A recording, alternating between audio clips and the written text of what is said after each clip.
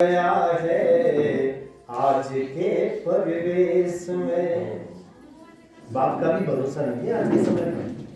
जवान बेटी को भाई के साथ भी नहीं छोड़ सकते, ये ऐसी स्थिति आई है, तब हमको लिखना पड़ा। हम क्या लिखते हैं, हम जो समाज में देखते हैं वो दर्द होता है।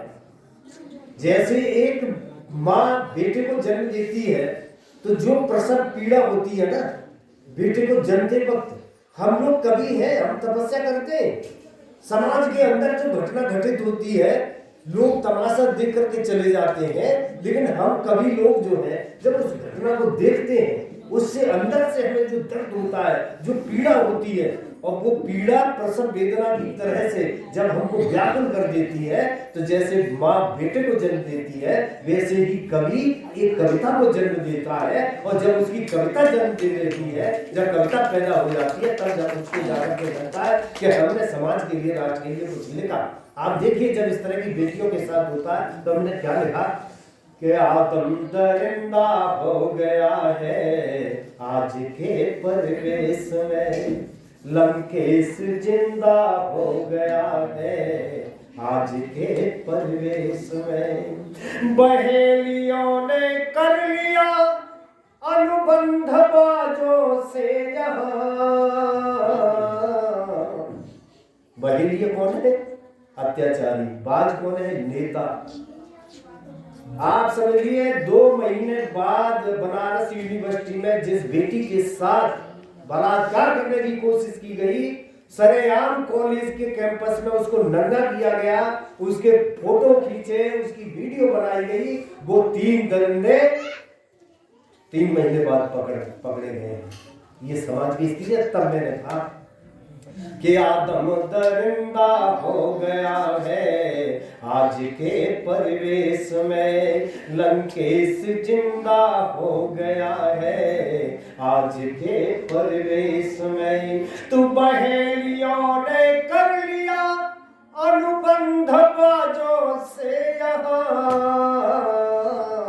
घायल परिंदा हो गया है आज के परिवेश में, घायल परिंदा हो गया है आज के परिवेश में। और आप सब माता बहने बैठी हैं, उन 3 देवियों के हमारे 3-4 देवियों का नाम लेकर के मैंने एक मुक्तक लिखने की कोशिश की है, और आपको लगे कि मैंने वो बात आपके सामने रखी है तो आपको अच्छी लगे तो ताली बजा देना, कहना चाहता। देखो हमारा देश क्यों इतना महान है, क्योंकि इस देश में महान नारियां पैदा हुई हैं।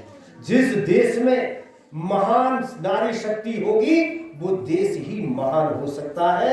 अगर नारी महान नहीं है तो पुरुषों के बलबूते पर कोई देश महान नहीं होता, कोई समाज महान नहीं होता। तो मैं उन नारियों का चित्रण आपके सामने रख रहा हूं। अगर आपको लगे कि मैंने सही बात की और अच्छी बात की है तो ताली बजा देना, तो हमको लगेगा। अगली बात में सुनने के बाद ऐसे नहीं, अब ये तो चमचागिरी बात है।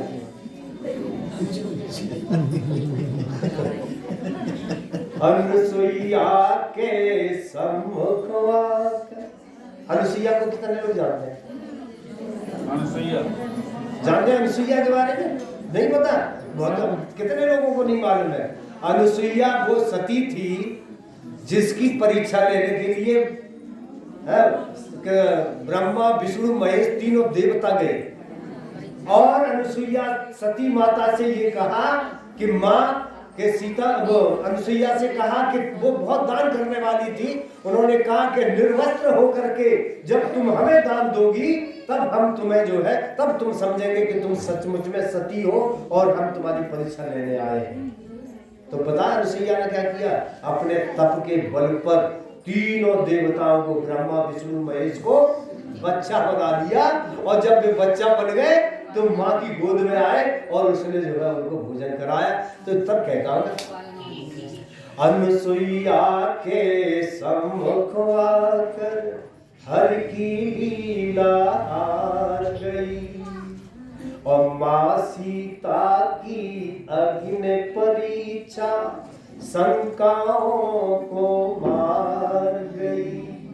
तो सावित्री के तप के आगे काल स्वयं ही हार गया,